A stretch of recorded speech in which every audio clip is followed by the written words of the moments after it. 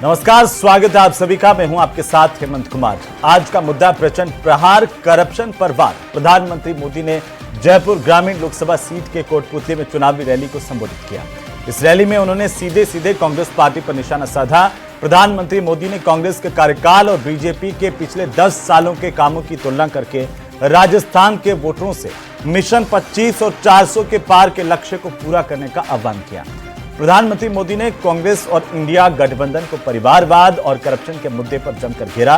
पहले आप ये रिपोर्ट देखिए, उसके बाद चर्चा करेंगे। फिर एक बार पीएम मोदी की राजस्थान में हुंकार। पूरा राजस्थान कह रहा है 4 जून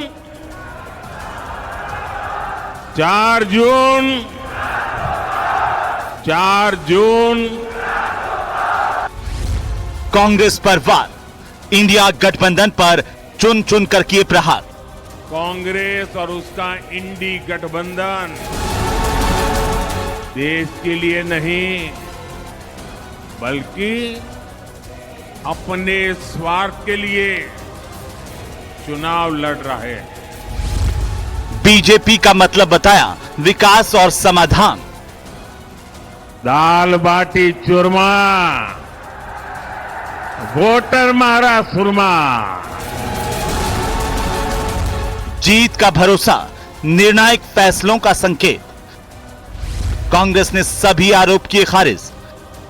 लाल बहादुर शास्त्री चाहिए इतना जो देश को आगे ले जाए, जिसने नारा लगाया था जय जवान जय किसान। जिस लीडर की जमीन मर जाए वो कभी देश को बचा नहीं सकता। प्रचंड प्रहार, करप्शन पर वार।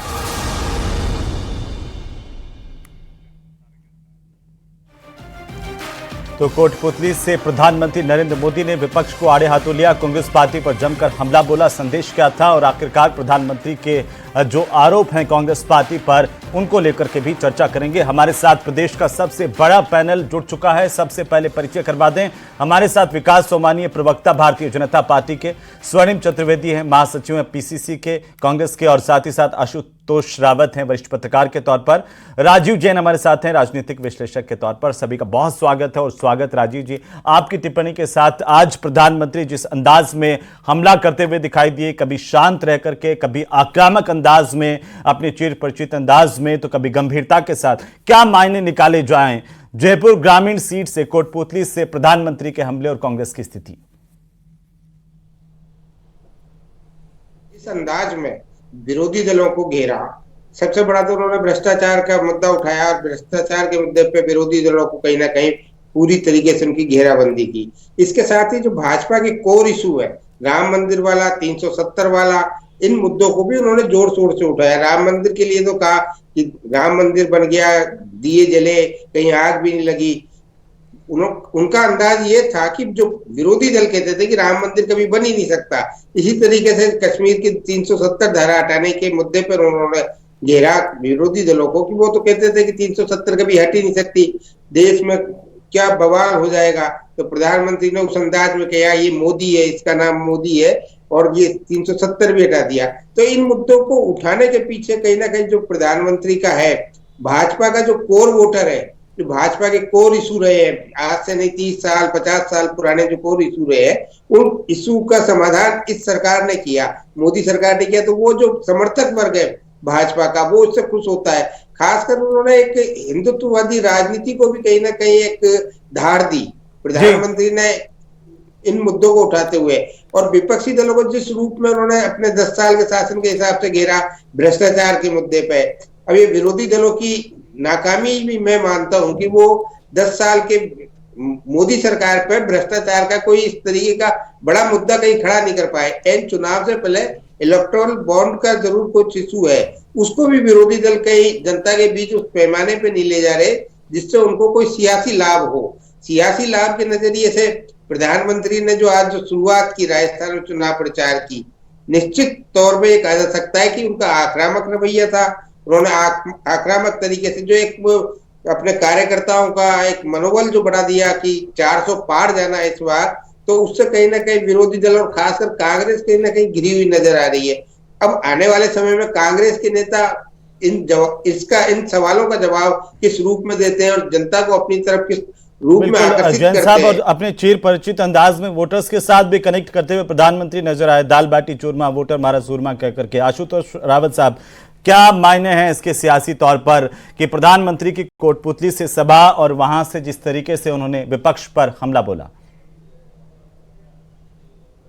देखिए हेमंत जी, राजस्थान के आधिकारिक रूप से भारतीय जनता पार्टी के चुनाव प्रचार की यह पहली सभा थी और 4 बड़े मुद्दे, मुझे लगता है कि 4 बड़े एजेंडे इन्होंने इस लोकसभा चुनाव के लिए आज नरेंद्र मोदी जी की तरफ से तय कर दिए गए कि भारतीय जनता पार्टी इस बार किन कोर इश्यूज को लेकर के जनता के बीच में जाना चाहती है। उन्होंने आज राम मंदिर का जिक्र किया कोटपुतली के अंदर, जिससे साफ है कि राम मंदिर को उत्तर भारत में एक बड़े मुद्दे के तौर पर, अपनी कामयाबी के तौर पर भारतीय जनता पार्टी जनता के सामने रखेगी। उन्होंने भ्रष्टाचार के नाम पर तमाम इंडी अलायंस के लोगों को घेरने की कोशिश की, यानी भ्रष्टाचार पर भारतीय जनता पार्टी जिस तरह 2014 का चुनाव भ्रष्टाचार के मुद्दे पर जीत कर आई थी, उसी तरह 2024 में भी वो भ्रष्टाचार के नाम पर विपक्षों के ऊपर आक्रामक रुख अपनाएगी। तीसरा, उन्होंने विकास की बातें की, रेलवे के किस तरह इलेक्ट्रिफिकेशन किया गया, यानी विकास के मुद्दे को भी भारतीय जनता पार्टी अपना एक कोर इश्यू बना करके जनता के बीच में ले जाएगी। और चौथा जो सबसे बड़ी चीज थी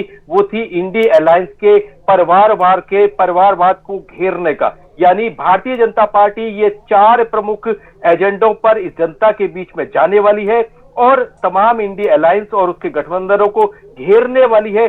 अब भारतीय जनता पार्टी ने अपना एजेंडा सेट कर दिया है, अपना जो मैनिफेस्टो है वो एक तरीके से जनता के सामने रख दिया है।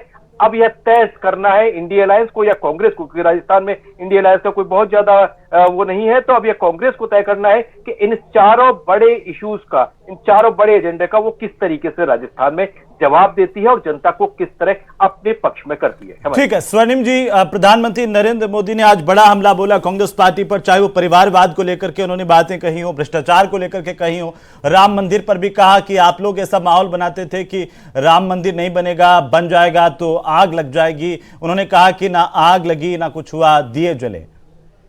क्या जवाब है विपक्ष के पास? देखिए हेमंत जी, स्वर्णिम जी, देखिए हेमंत जी, प्रधानमंत्री जी ने आज जो भाषण दिया अपना, वो उसमें कुछ भी नहीं था, कोरी बातें, इसके अधिक कुछ भी नहीं निकला। आप सबसे बड़ी बात बताइए, सबसे ज्यादा परिवारवाद तो भाजपा में। आपको मैं 7 मुख्यमंत्रियों के नाम गिना सकता हूं, पूर्व मुख्यमंत्री जो भाजपा के, जिनके बेटे चुनाव लड़ रहे हैं, चाहे राजनाथ सिंह जी हो, चाहे वसुंधरा राजे जी हो, BS येडियुरप्पा हो, कर्नाटक के कितने ही हैं, और हिमाचल के पूर्व मुख्यमंत्री, ये सब इनके बेटे लड़ रहे हैं चुनाव। है कोई बात नहीं, प्रधानमंत्री जी भूल गए, क्योंकि प्रधानमंत्री जी का मोदी का परिवार लिख करके तो ब्रजभूषण शरण सिंह घूम रहे हैं। तो जो पहलवान बेटियां जिनके खिलाफ प्रधानमंत्री जी की पुलिस ने कार्रवाई की, वो उनके परिवार की नहीं थी। मणिपुर जल रहा था, बहन बेटियों के साथ सामूहिक बलात्कार हो रहे थे, लेकिन वो प्रधानमंत्री जी के परिवार में नहीं आए। तो वहां अनदेखी करेंगे, वो परिवार को नहीं मानते। 750 किसान मर गए आंदोलन करते हुए, लेकिन उनकी मांग मानते हुए जो उनके उनसे समझौता किया था प्रधानमंत्री जी ने, तब उनको किसान परिवार याद नहीं आया और आज भी MSP लागू नहीं की। ये बहुत छोटी चीजें हैं।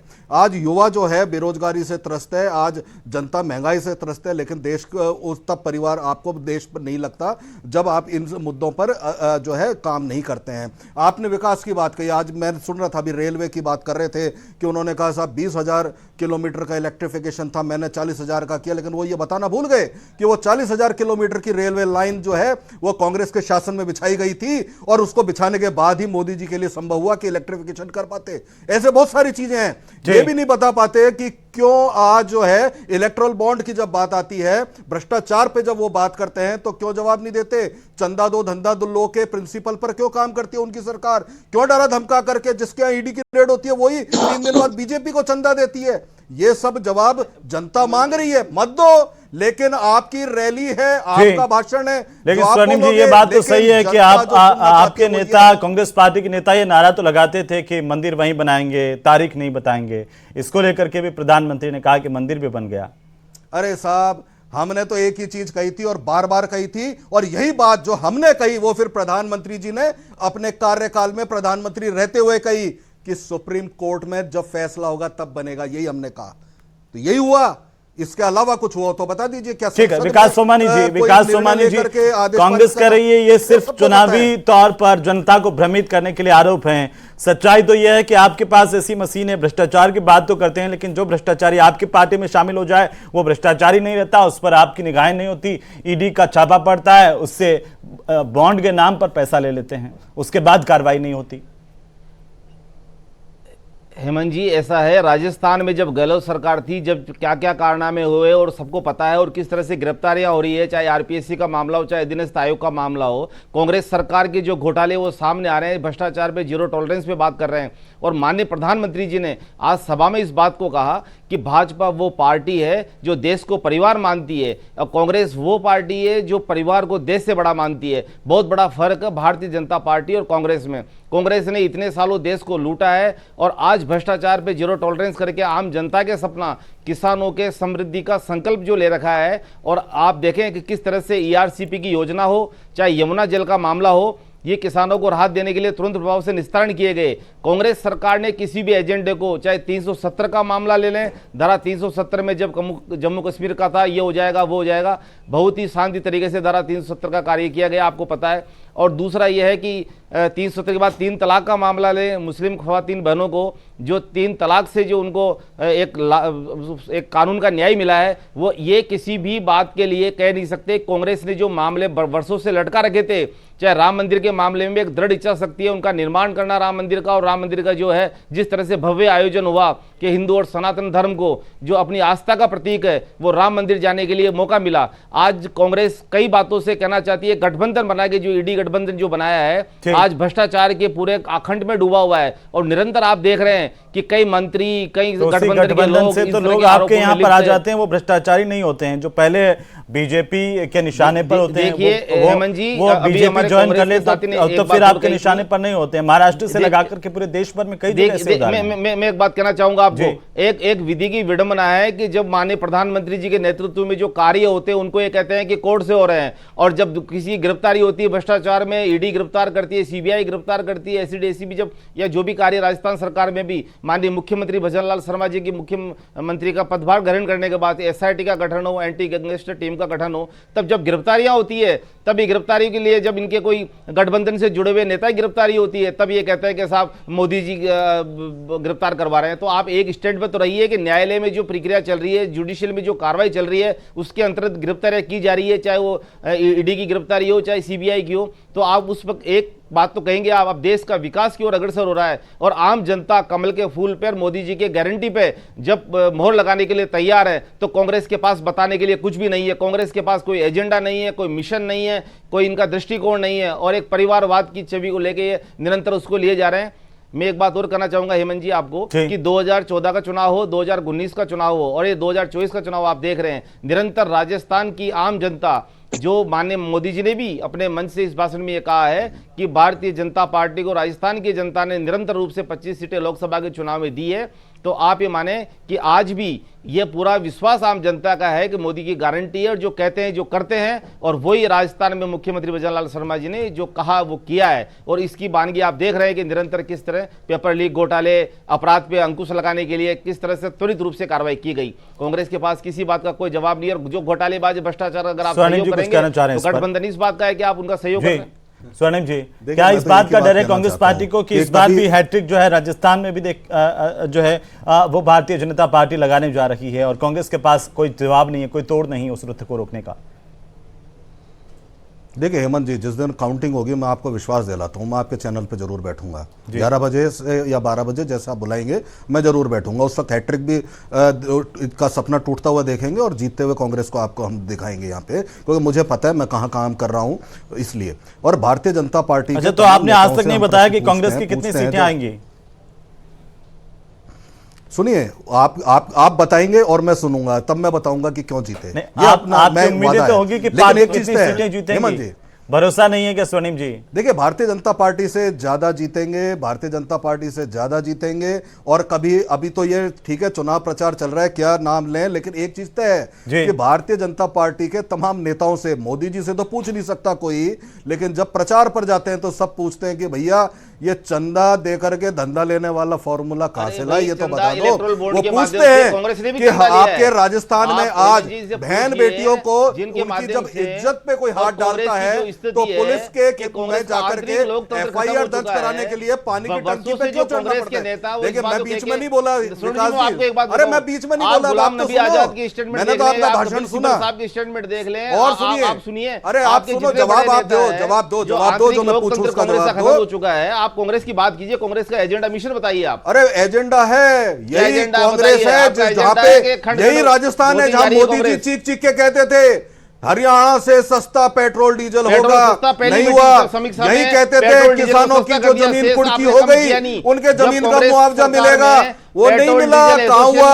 यही कहते थे कि योजनाएं बंद नहीं होंगी, वो 25 लाख का मुफ्त इलाज मुख्यमंत्री चिरंजीवी योजना में क्यों नहीं मिल रहा, कोई जवाब नहीं देता। ये जवाब मोदी जी नहीं देंगे। लेकिन विकास जी जब आप प्रचार करने जाओगे तो जनता आपसे पूछेगी, ये भी पूछेगी कि OPS पर आपकी क्या राय है, लागू रहेगा या बंद। प्रचार करने कांग्रेस जा रही है, भारतीय जनता पार्टी तो जनता के साथ ही है और जनता के साथ पेंशन मिल रही प्रधानमंत्री जी थी की सभा देख लो, 3 महीने से बंद है, ये भी आपको जवाब देना पड़ेगा। जो चुनाव के दौरान प्रधानमंत्री जी नहीं बोलेंगे, लेकिन भारतीय जनता पार्टी निरंतर जनता के बीच में रहती है और हर बात के नेता मणिपुर क्यों नहीं जाते, क्यों पहलवान बेटियों के साथ नहीं है, पूछेंगे 750 किसान क्यों शहीद हुए आपकी सरकार में, बता रहे हैं उनके खिलाफ काले कानून क्यों लगाए, ये भी पूछेंगे, आपसे पूरा जवाब लिया जाएगा। आप बोल नहीं पा रहे हैं, कांग्रेस के पास जवाब नहीं है। और 4 तारीख को जो है इसका फैसला हेमंत जी होगा।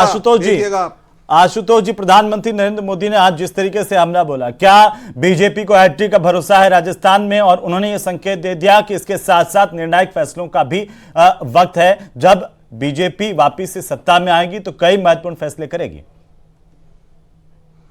देखिए हेमंत जी, नरेंद्र मोदी की वर्किंग स्टाइल के लिए लोग इसी चीज के लिए कायल हैं कि अभी एक तरीके से चुनाव की प्रक्रिया शुरू भी नहीं हुई है और नरेंद्र मोदी ने अगले कार्यकाल, नरेंद्र मोदी इस तीसरी बार जब सरकार बनाएंगे तो किस तरह के कामकाज करेंगे उसके बारे में उन्होंने जनता को अपना विजन दिखाना शुरू कर दिया है।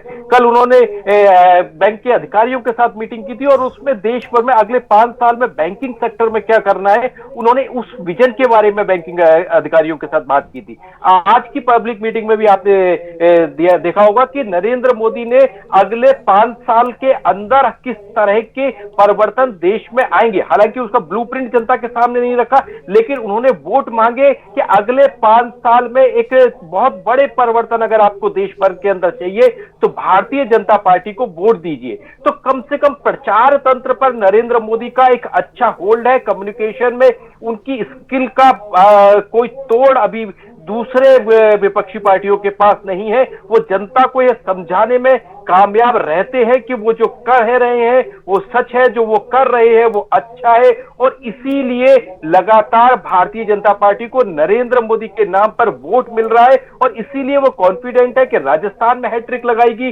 देश भर में 400 से ज्यादा सीटें जीतेगी। अब कांग्रेस और इंडी अलायंस उनका कितना तोड़ ढूंढ पाता है और कितने मुद्दों को जनता के बीच में प्रभावी ढंग से उठा पाता है, क्या नरेंद्र मोदी की आवाज को वाकई कांग्रेस और उसके इंडिया अलायंस दबा सकते हैं, क्या उनके द्वारा जो मुद्दे जनता के बीच में ले जाए जा रहे हैं उन पर यह अपना यह रुख स्पष्ट कर सकते हैं कि कांग्रेस की पॉलिसी और कांग्रेस का विजन ज्यादा क्लियर और अच्छा था, ये देखने वाली बात होगी। राजीव जैन साहब, मेरे 2 सवाल आपसे हैं कि एक तो ये कि क्या प्रधानमंत्री के आरोपों को राजनीतिक आरोप माने या फिर उनका कुछ मजबूत धरातल स्थितियां भी हैं। दूसरा सवाल यह कि जिस तरीके से बीजेपी अटैकिंग मोड में होती है, हमलावर होती है चुनाव के समय में, अभी तक के चुनाव में क्या कांग्रेस पार्टी उस स्थिति में दिखाई दे रही है कि बीजेपी के एनडीए के आरोपों का उसी स्वरूप में जवाब दें?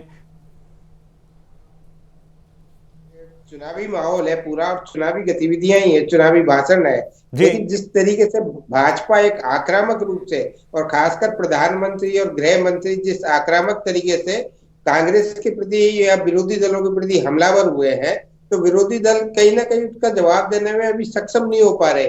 वो तैयारी में लगे रहते हैं, वो अभी अपनी एकजुटता में ही लगे हुए हैं।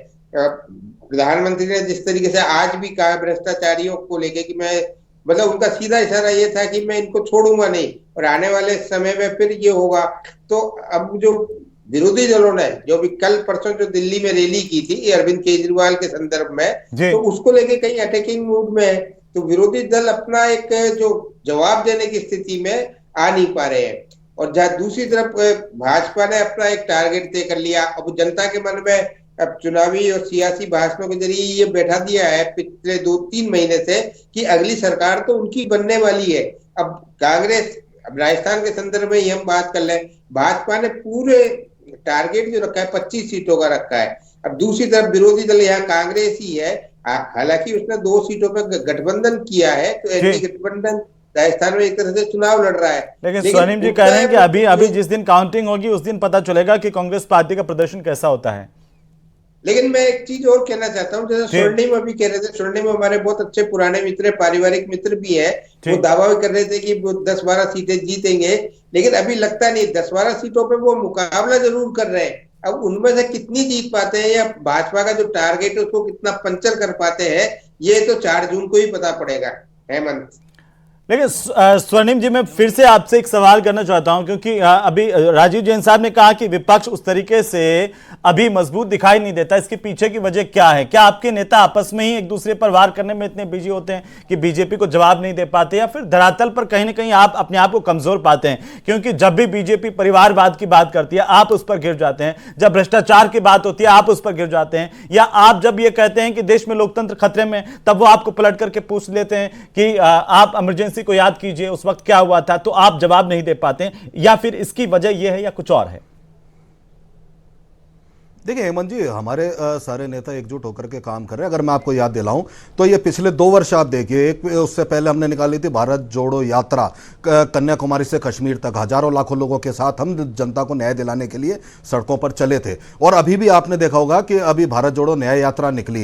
ये सारी जो चीजें बताती हैं कि हम जनता के मुद्दों को लेकर के जनता के बीच हैं, तो ये घेर ही रहे। ये भारतीय जनता पार्टी की जो केंद्र सरकार है, जो भ्रष्टाचार करती है, जो लोगों को जो है लोगों पे बेरोजगारी का, महंगाई का बोझ डालती है, उसके खिलाफ एक आंदोलन है। यही हमने किया, लगातार कर रहे हैं। इन सबको अनदेखी नहीं की जा सकती। हाँ, मैं चुनौती देता हूं भारतीय जनता पार्टी के तमाम नेताओं को, क्या वो ये जवाब दे पाएंगे कभी कि किसानों को 750 किसान मर गए, तब तक ये उनसे समझौता क्यों नहीं किया गया? क्या वो ये बता पाएंगे कि महंगाई और बेरोजगारी कम क्यों नहीं हुई? क्या प्रधानमंत्री जी अपना पिछले 10 साल का रिपोर्ट कार्ड दे पाएंगे? वो नहीं देते हैं, वो 5 साल आगे की बात करते हैं, क्योंकि पिछली बताने को कुछ नहीं है। क्यों बता नहीं पाते कि उन्होंने क्यों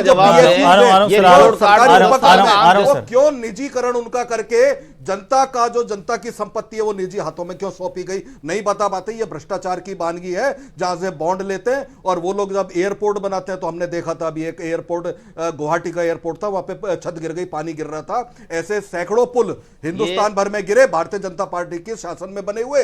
ये अभी 2 दिन पहले ही जोधपुर में एक स्मारक की छतरी गिर गई थी।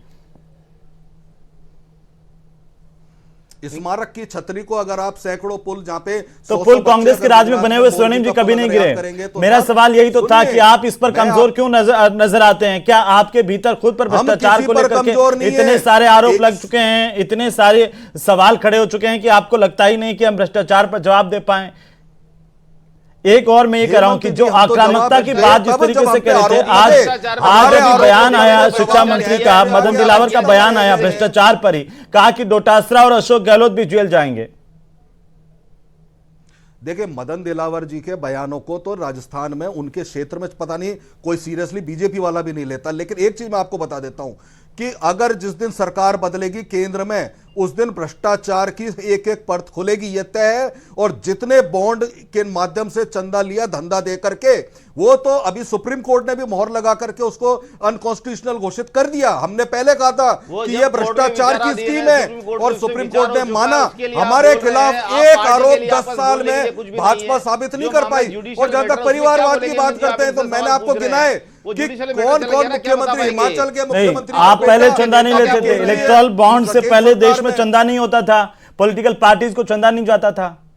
और क्या हमेशा आप उसकी लिस्ट देश के सामने रखते थे कि इन्होंने चंदा दिया? पैसा मिला है? कभी किसी ने छापा डाल करके, दबाव डाल करके, संवैधानिक संस्थाओं का दुरुपयोग कर, सरकार की शक्तियों का दुरुपयोग कर कभी चंदा की। अरे कांग्रेस पार्टी को भी इलेक्टोरल बॉन्ड के माध्यम से चंदा मिला है, कई फर्मों ने, वो फर्में भी जिन्होंने इनको कांग्रेस को भी दिया है। आपके पास इश्यूज नहीं है। आप जिस तरह के घोटालों की, कांग्रेस डूबी सरकार की घोटालों की, और देश कितना पिछड़ा हुआ था, आज 10 साल में देश का जो विकास हुआ है।